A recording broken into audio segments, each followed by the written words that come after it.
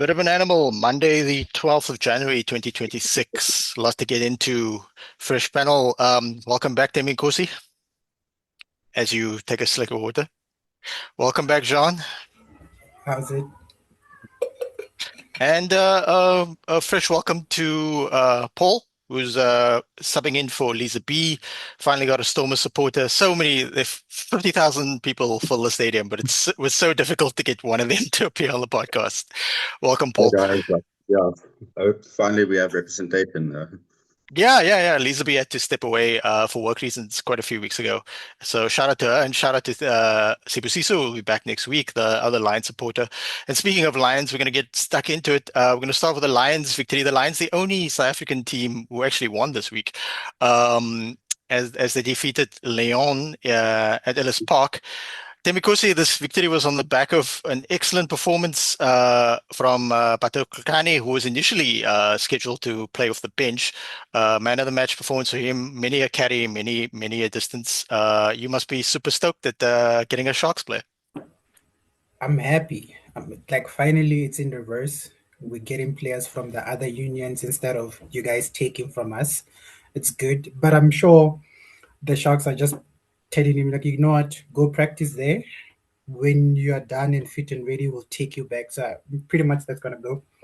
But yeah, I'm happy about the match, eh? It was a really convincing game. Like in terms of especially coming back from last week where they actually won, and this is the second week where it's like a follow-up performance. So I'm actually like proud of them. To be honest, I'm more impressed with who's this Hlekani and Renzu.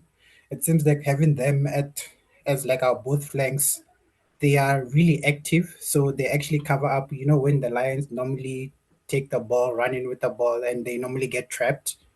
Hlekani and Renzu were able to cover that up, and also Brian Mills and Mills and Konya. I liked how they were able to make sure that the breakdown is secure, and that kept the Lions having that like ongoing offloads and flows. So yeah, I'm very stoked. I'm very proud of the boys. My only complaint would be I would have liked to see Hashin Pete more. I'm not sure what we should do with Hashin Pete. Maybe put him on a wing, have like a Grant Williams type of situation where he sometimes plays wing, then scrum off. But I know that we can't take Van der Beek out. It's not going to work. We need Van der Beek and somehow Hashin Pete. Maybe put him, sorry, Angela Davis, but maybe put him on the wing. But so, yeah, I'm really happy.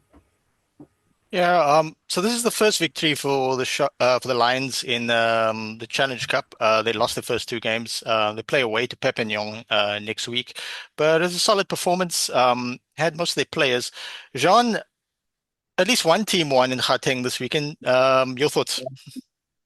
Yeah, I think the Lions played really, they played really well and they played to their strengths. I mean we spoke about Batho Hlakani when the under 20 World Champs was underway, and he's been making a name since then.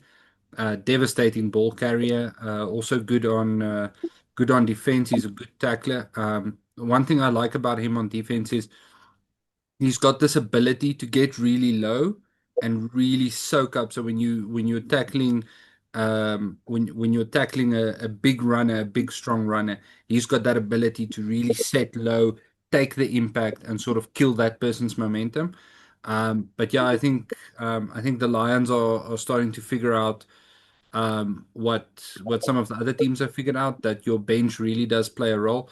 Having I know Batho Hlakani obviously was supposed to come off the bench but didn't.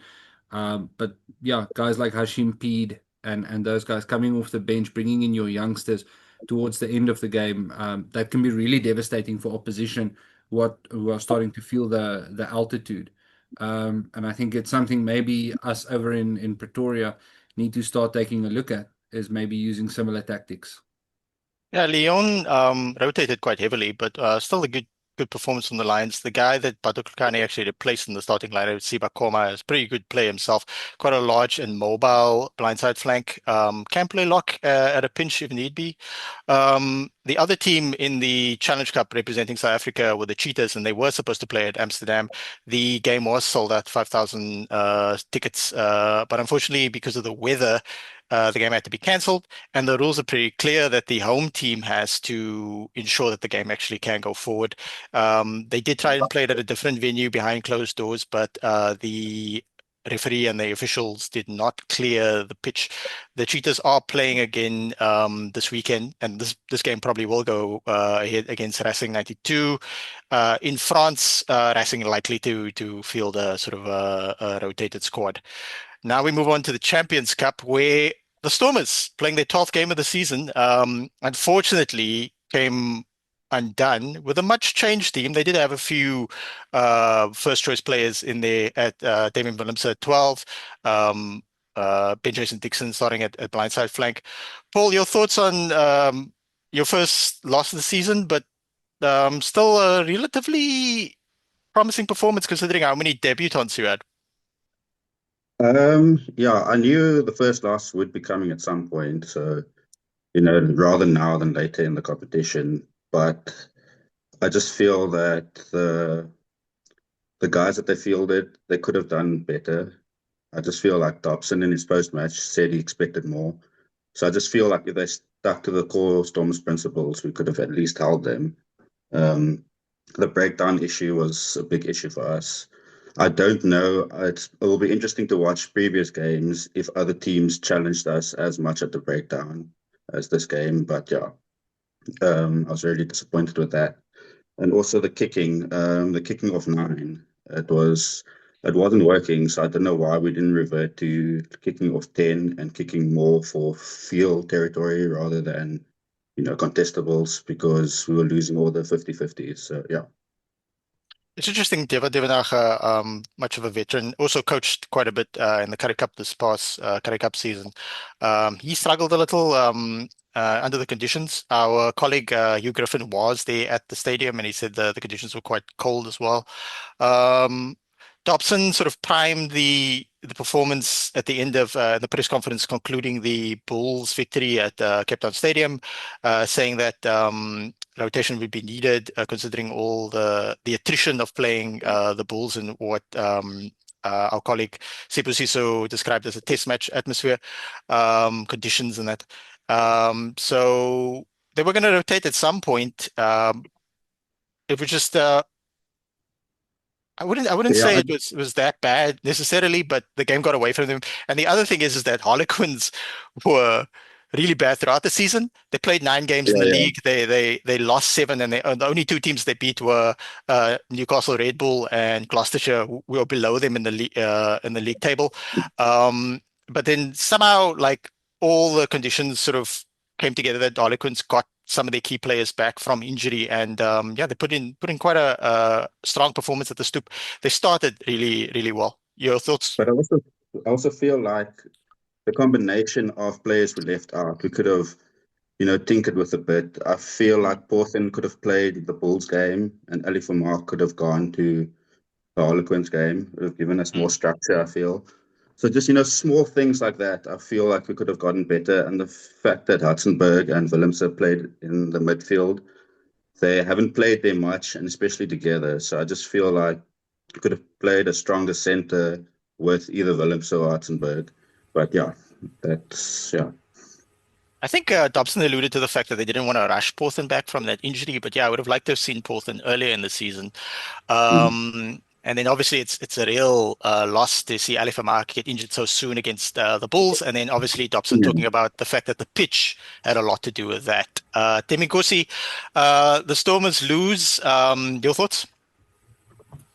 My thoughts, finally. It was about to happen. But yeah, like I think I'm just gonna echo what Paul is saying. I think the midfield combination was a problem, especially because Haaland is not I am your last man of defense. So once we get past Damian Willemse in the midfield, you're kind of through.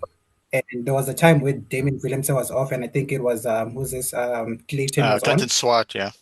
Yeah, you could see that there's like a gap. Like, I'm not sure what's going on at the Stormers, but that backline that played has no defensive power, I think, and that's what was costing them like the whole match. Like, you could see that Damian Willemse was the one forced to be defending and attacking, doing both roles, and it kind of didn't add up at the end. And I feel like maybe had they had a stronger, maybe a more consistent, what is the center, they could have dealt better with most of what was going on. But yeah, happy for the loss. Sorry, Paul. Yeah. You're happy to see. I'm kind of rooting for the Stormers to an extent because I do reside in the city of Cape Town, but yeah, they're really flying the flag for South Africa. All right, we move right along to the highest scoring game of the week. The Bulls hosted Bristol Bears at Loftus Versfeld. Jean, we'll go to you. Bristol started like a house on fire, but then they were huffing and puffing. Uh, you didn't quite get the game over the line though.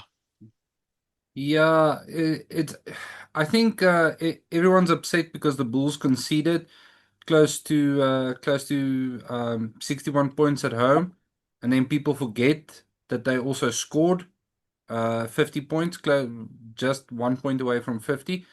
And I know there's all this talk of Fortress Loftus and whatnot. But actually, if you dive into the stats, it's actually quite interesting to see. It really is a game of two tails. And I think much like many test matches this year, if you go and watch it again, you'll see a different story. Um, and I'll just throw some stats out here. Kicking success for the Bulls, 100% versus 89, um, compared to Bristol. Um, some other interesting stats: the Bulls made 781 meters compared to 562 for Bristol. They had 34 more carries, equal amount of clean breaks, more defenders beaten, 13 more offloads, almost 40 more passes, close to 10% more possession. And then the damaging stat is the fact that they only had 48% of the territory. And that sort of tells you that all that work, all that effort didn't gain them anything.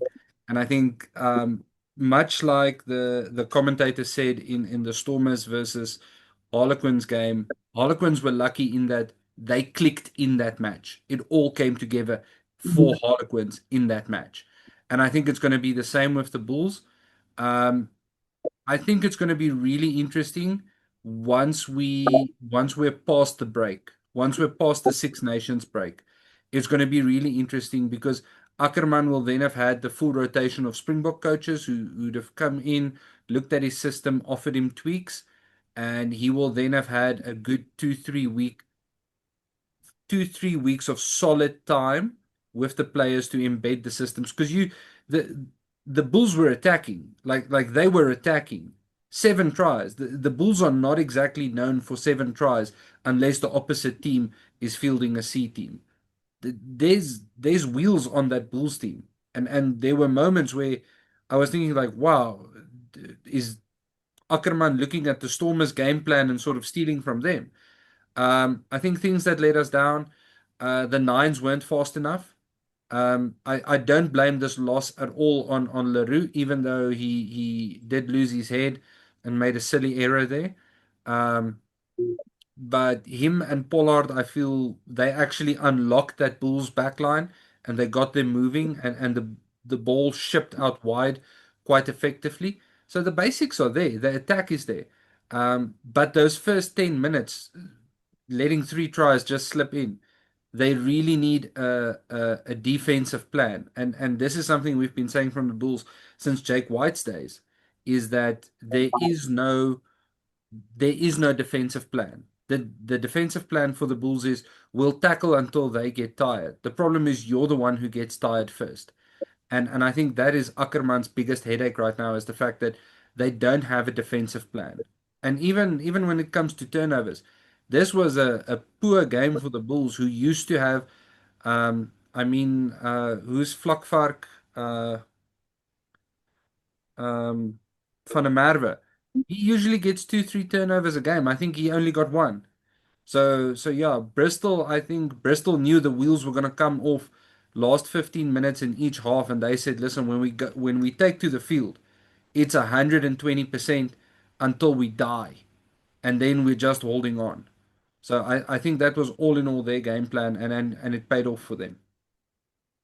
Yeah, interestingly, if we're speaking of wheels, it's been confirmed that the Bulls have obviously left because their next game is away against Section Pau in France, and then they play a URC game against Edinburgh in Scotland, and then they come immediately back to Cape Town. So it's Cape Town to South Africa, and then they play Thembinkosi Lions at Ellis Park. So the big news from the traveling squad from the Bulls is that Caden Moodley, Curtly Ardenser and Tristan Joster are all on the plane for that tour. So that's a significant portion of the speed from the Bulls. Paul, your thoughts on the Bulls season thus far? The Bull season, I feel like you said, it's just a defense that's been letting them down, but that's been coming since last season. It's not something new. Like the attack is good, but they are lacking that defense. So they, unlike the Stormers game, they actually put up a fight, but letting in that first three tries, once you're chasing the game, it's always, much harder. So if you within one score with like 20 minutes in the first half, then you still always have a fight. But letting in three tries, there's no way you're going to make it back. Thembinkosi, you play the Bulls not too long from now. What are you seeing in this team? The lack of defense. I don't know. To be honest, when I look at them, they're playing really well. When I'm saying that in terms of attack, you can see the shapes they're trying to do, the new system that are tried. But I don't know how they're gonna really sort out their whole defensive mode. It felt like a super rugby match where you score, I score, you score, like, and if you're close to like the 5 meter line, you know what, we'll just move aside so you can score. It felt like that. So I'm not sure what they need to do with their defense, but in terms of everything else, they have the players, they have I don't know. I don't know. It seems like they have everything in place for them to be playing this poorly. So But with the new attack, you don't think it's Mm. maybe one too many offload, you know? I think at times, I think that's a valid argument. Is that and there were a couple of times where you could see the players were almost hesitant, like the offload was on, but then they'd rather carry the ball to the ground. I think this is a case of similar to the Springboks when Rassie came in.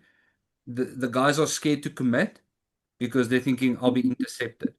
I'll be if I offload the ball's gonna, and I think the guys just need to commit to it and not hang on to, because that half a second that you're hanging on to the ball before you offload is where the defender occupies that space. So again, I think it's a commitment thing, and it's once it starts clicking, it's going to be devastating. Because if you look at what Bristol did, Bristol didn't offload at all because they knew the Bulls would be swimming in to prevent offloads. But what they would do is they would carry straight from the ground, and something that the Bulls didn't do, which really cost them, was they didn't set pillar defenders. So they didn't set an A and a B defender. So if the ruck is in the middle, you've got A and you've got B. For the Springboks, this is typically the prop and either one of the locks or one of the other props. And they're supposed to prevent that pick and go straight over the ruck straight. And Bristol just exploited that ruthlessly, sending in their biggest carriers straight from the ground, another 2 meters, another 2 meters, and then the defense starts collapsing in.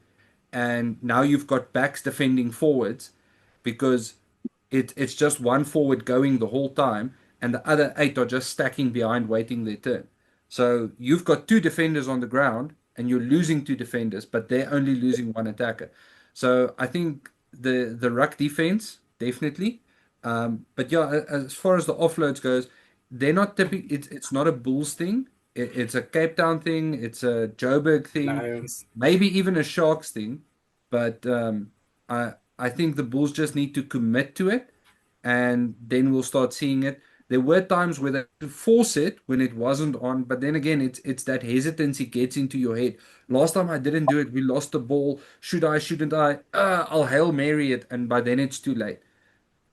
Now, the coaching staff also has to get that message across to the players that if they throw the offload and he gets intercepted, they won't be chastised for it. The other aspect, I've read a few articles this week saying that maybe the Bulls playing staff is more suited to the Jake White system, and then it's going to take them over time to more grind you out. It's going to take them time to adapt to what we've seen from Ackerman under the Lions when they made 2 Super Rugby finals. Yeah, and then shout out to Tom Jordan. This is good at advertised. God damn, that guy's good. Yeah. Is like I said, he's Timu Damian Willemse. All right, we move right He along irritated to me. the His Sharks sending a face just C/B irritated me. team with a smattering of A players like Vincent Tutuka to to uh Sale. Somewhat disappointing that we didn't see an A Sale Sharks team versus an A Natal Sharks team. Um, could have been cool, the Jaws Derby or Shark Week as they call it. But unfortunately, the Sharks, like the Stormers, sort of rotated the team. So yeah, overall, Sharks dropped this game. Somewhat disappointed, but now we're really gonna like pack the team. If anybody's seen the social media, the Sharks are playing a very strong team against Clermont this week. Clermont have got nothing to play for because they lost to Glasgow. Um, yeah, players that might have stood out though. Vincent Tutuka played well off the bench. It was nice to see Emil van Heerden and Corné Raal start at lock. Those two are our main locks. Also, our main young locks coming through the system, although might not want so many penalties from Corné Raal. Paul, Sharks are playing Stormers at Cape Town Stadium in 2 weeks' time. Your thoughts on this performance?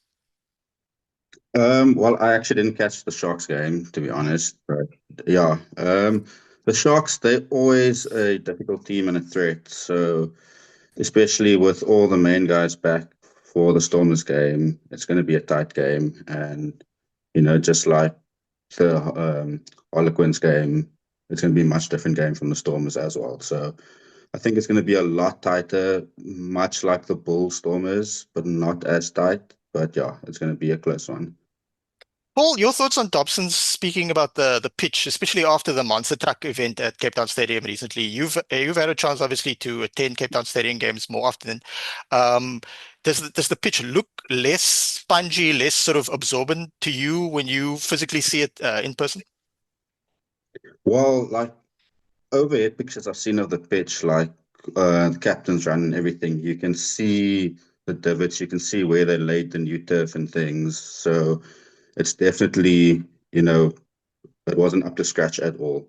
As from the stands, we didn't really see that much, or I couldn't really see that it was the field affecting the game. But yeah, like I said, from overhead shots, you could see the field wasn't where it should be. Yeah. Just back to the Sharks game quickly. There were a lot of former Natal Sharks players in the team. So shout out to Jacques van Meulen, Hiron Andrews. I think I know somebody who's related to Hiron Andrews, by the way. And then Gershon Weir on loan from the Griquas at the Sale Sharks. A guy who played one game. He played round one. Came on for like 2 minutes for Natal Sharks last season against Connacht and Galway. Yeah, so the amount of Griquas players spread across different teams is quite significant because Sebo Glamini is playing out for the Dragons in Wales. Dylan Mart's playing reasonably well for the Stormers.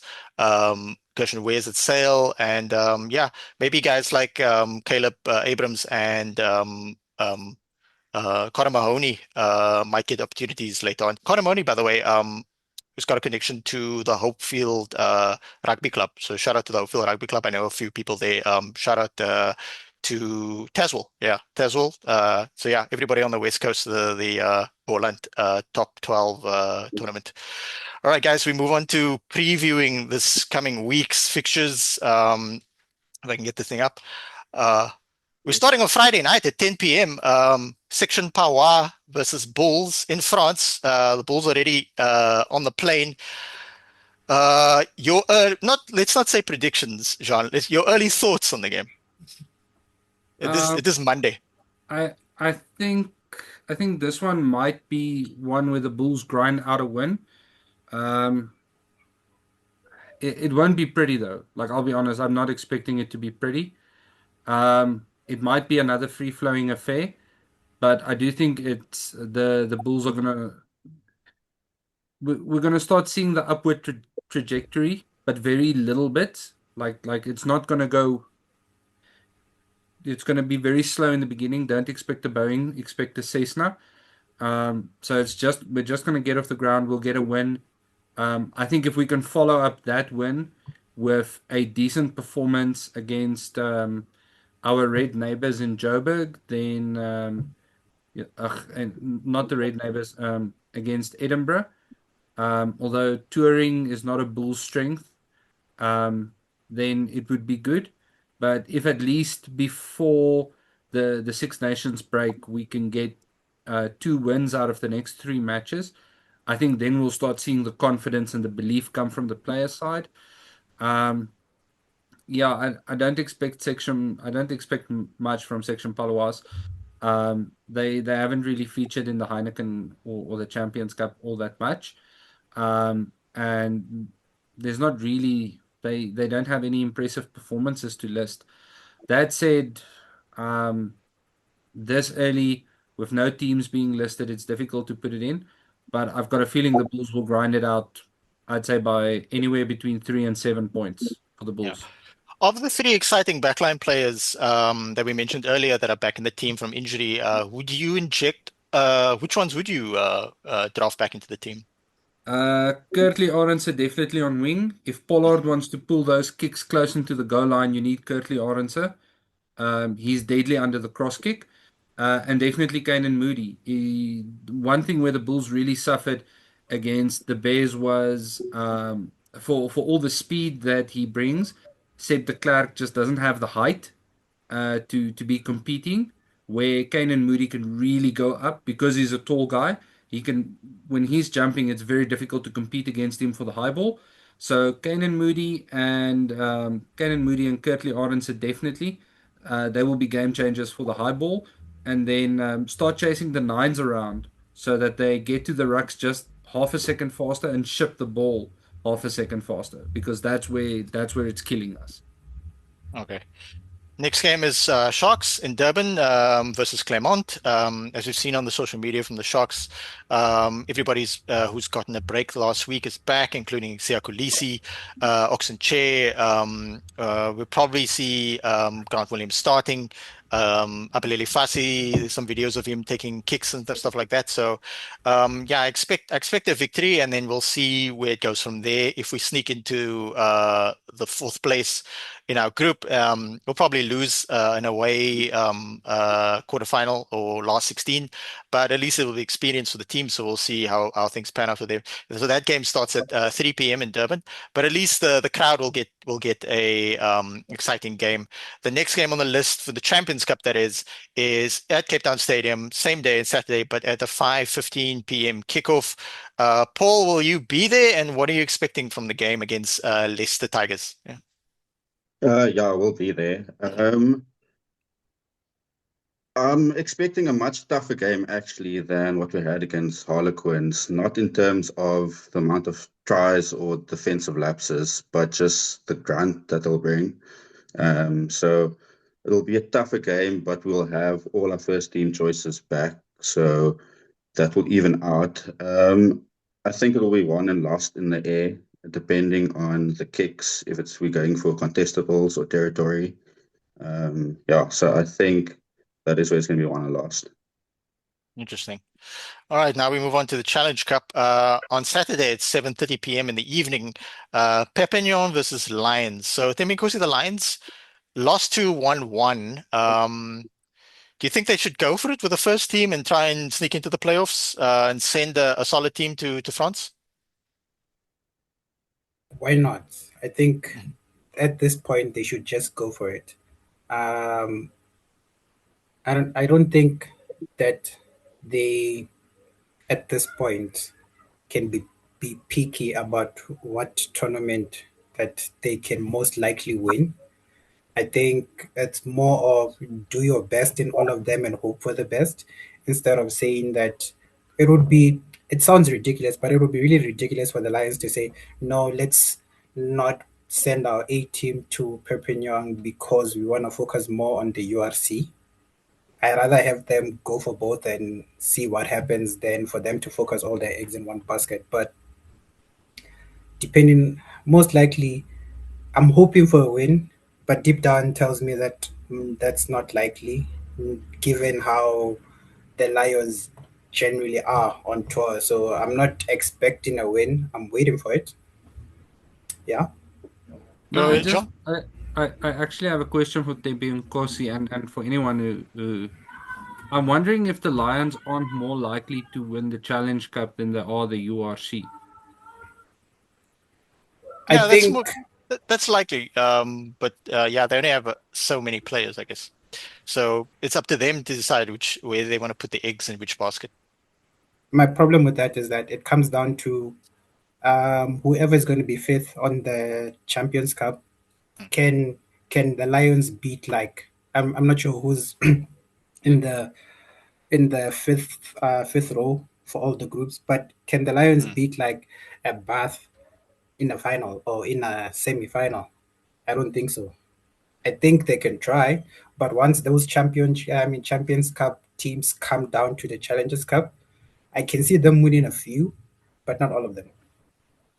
Paul, you've seen the Lions play live at Cape Town Stadium. What are your thoughts on the game? Because they really ran the Stormers quite close in their encounter. Yeah, like the Lions is a tricky one because, like you said in the start of the show, whenever they start getting momentum, they're either bleeding players to other unions or coaches. But yeah, in the Stormers game, they gave us a run because they had a quick start. They always quick to the ruck. Before you can set your defensive line, they're already on you. So their brand is very good. It's just whether they have the players to sustain it through full season. So that, yeah, for me, that's the Lions' biggest problem. Hmm. Okay, so the final So, game, from so South African's essentially, perspective, you want to get in the Thembinkosi? yeah, I just wanted to add, like, essentially they're like a first team, meaning that from 1 to 15 they have the best players, but once one of those 15s is not there, it kind of drops. Yeah. Look, they do have some depth in certain positions, and all the teams have. I think having Krappies, Moni van der Berg starting, Nico Steyn as a backup as well as Hashimpede. Yeah, and I'm for the idea of maybe putting Hashimpede on the wing that could give him a bit more game time. I know Sibusiso, other Lions correspondent, is eager for Hashimpede to play as much as possible. Yeah, we've got three Lions correspondents so far on the podcast. Yourself, Thembinkosi Sibusiso, and Jan de Koning. Shout out to Jan de Koning. So yeah, very much Lions representation on the podcast. But yeah, we'll see how things pan out. It's just unfortunately they do lose players at key moments, but if their recruitment's a bit more solid and they can keep people longer term. Obviously, they lost a really good player in Sandile Nohamba to a large contract in Japan, which you just can't help. And I was obviously quite disappointed when Nohamba left the Sharks for the Lions to get more game time because at the time we had Grant Williams and Jaden Hendrickson. Jaden Hendrickson was actually in form at the time. So I was disappointed when Nohamba left, but I was obviously understanding of the situation. I don't want a talented player such as that to languish on the bench. Um, Interesting news as we close off the podcast, that obviously we know that there's four URC franchises, but there are 10 other unions within the South African structure, and the 10 other unions generally play in what's called the SA Cup. And back in the day in the Super Rugby, you used to have like a reserve league. It was used to be known as the Vodacom League, and then something else, and it was the DSTV Challenge at a certain point. But there is, and I shared the article on the podcast chat group. There's talk of wanting the URC unions to then add to the other 10 unions and actually compete in the SA Cup. Which to me should be a positive thing. Because gives you like your third, fourth choice players in positions like hooker and prop opportunity to get more competitive game time outside of club rugby. Your thoughts on this, Jean? I think I don't know. I'm in two minds. On the one side, I feel like it's going to be good. Um, I feel like there's potential there to strengthen the development, to grow bigger squads, especially with us competing in the European competitions. But then on the other side, I also feel like, is this gonna? It depends on how the big unions come to the table. If the Bulls field their URC and their Challenge Cup team in the Vodacom Cup, they're gonna steamroll everyone and just collect a trophy. Um, so I don't know. It sort of depends on the spirit of the competition, if you want to call it that. Um, I do feel that it's going to give a lot of fringe players a platform. If you put in a good performance, and I mean, how many guys have we seen this season go from Griquas to Stormers or to other teams? Um, and I personally think George Whitehead should the Sharks should be calling his phone nonstop and asking him to come back. He was a cool and calm head for them.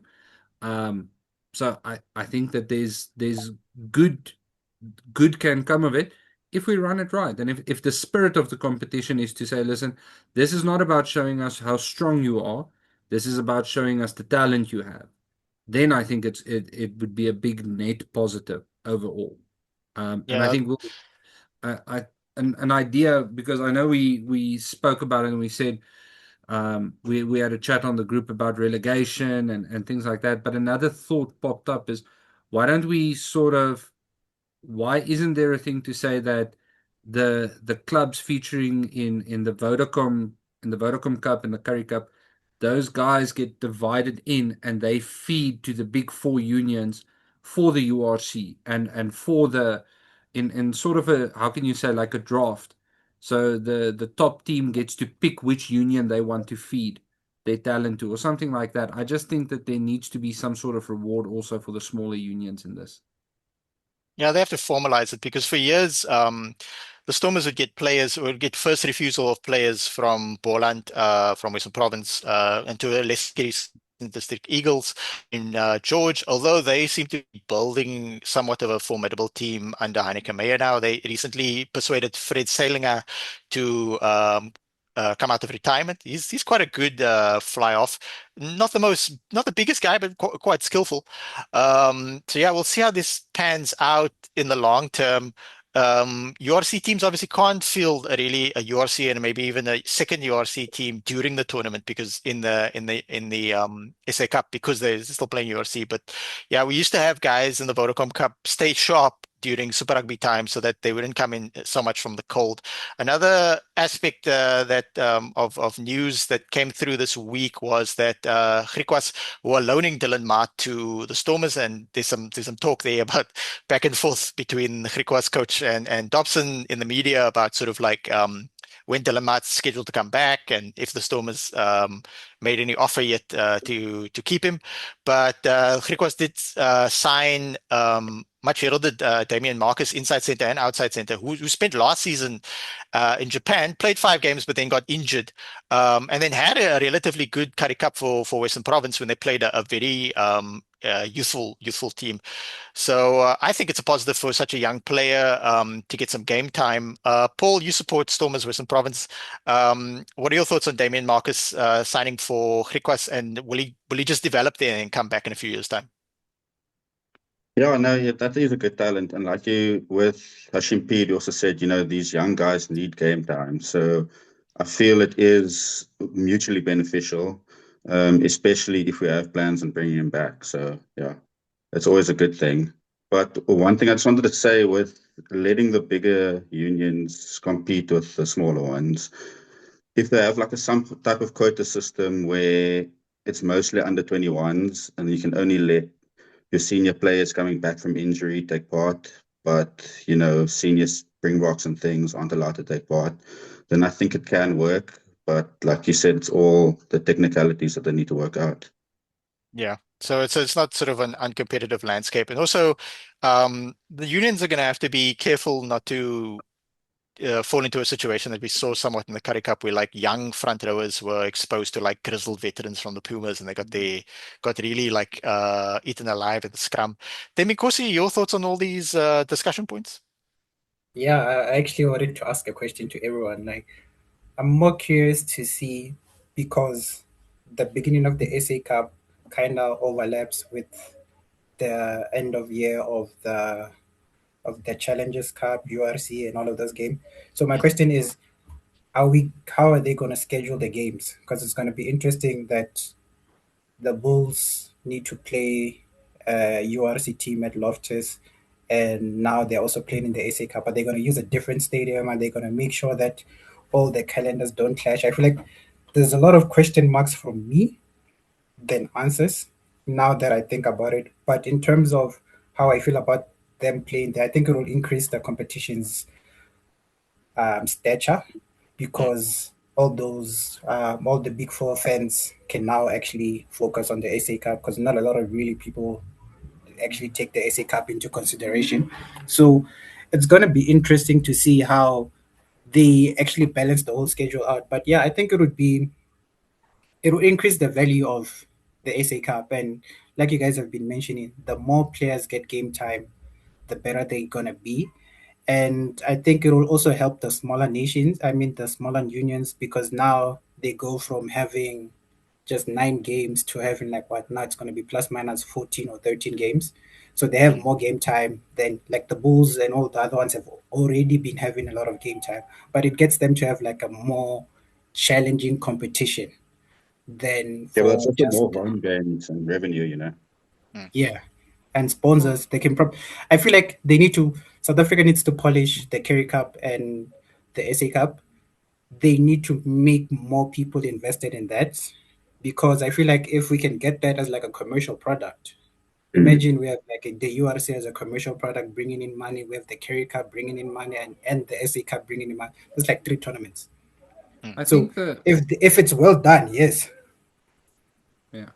I think the value there for me with the Vodacom Cup or the SA Cup and the Curry Cup is and until we reach the knockout stages, let's avoid the stadiums. Let's avoid stadiums. Take it to the community, right? Take it to smaller stadiums. There's plenty of high school fields. Pretoria's got Affies, Garsfontein, Hoërskool Swartkop. There's plenty of places where the local community would turn out and flood the field to watch it. And there you've got guys who are potentially playing on their high school grounds or rubbing shoulders with younger kids. Younger kids get that first-hand exposure. They're getting involved.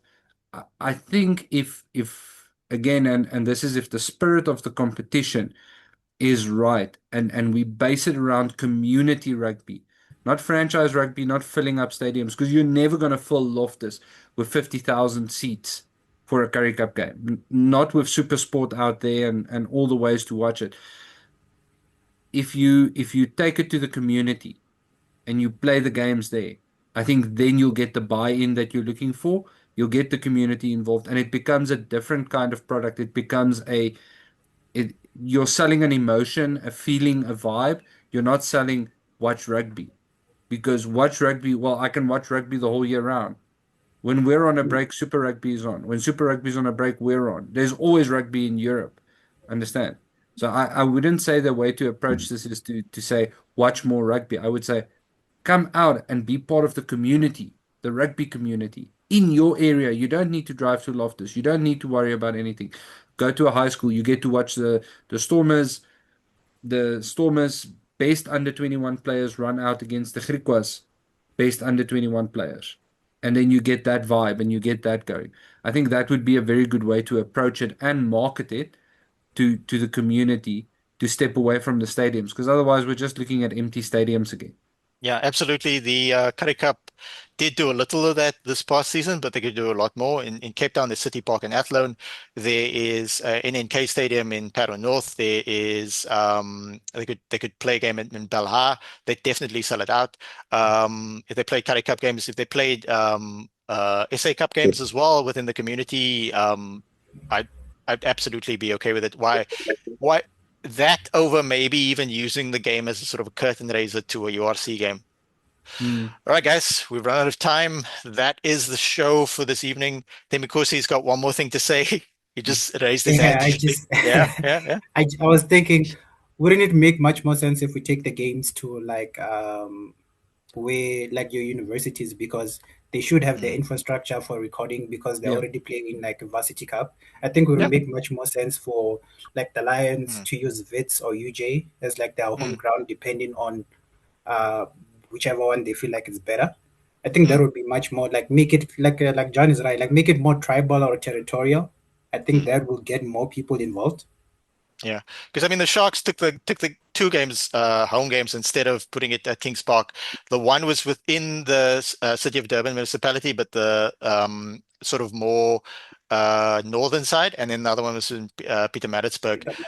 Reasonably well attended, and Sharks won one game, lost one game, but the Sharks, like Western Province Stormers, were also using the Currie Cup more to blood the up and coming players, whereas like they had very few people in preseason because they were all with the Springboks. So yeah, I mean, uh, Western Province could use CPUT's Belleville campus. That's a notoriously poorly run university, but they have a nice rugby facility, and I know the people who run the rugby club, so they're at least competent.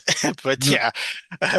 shots fired. But yeah, that brings us to the end of the show. Like, subscribe, click the notification bell, rate us on any audio formats. Thank you to Thembinkosi, Jean, and Paul, and until next week, as we always say, in Rasi we trust.